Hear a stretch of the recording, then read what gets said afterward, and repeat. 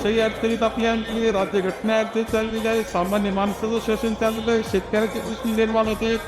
ही दुर्दैवानं परिस्थिती शेतकऱ्याची आहे, कामगारांची आहे, विद्यार्थी असेल, युवक असेल, हा सगळा अडचणीतून जातोय. असा देश आहे आणि हा वाचवायचा आणि म्हणून आपल्याला काँग्रेस पक्ष बळकट बनवणं, संघटन बळकट बनवणं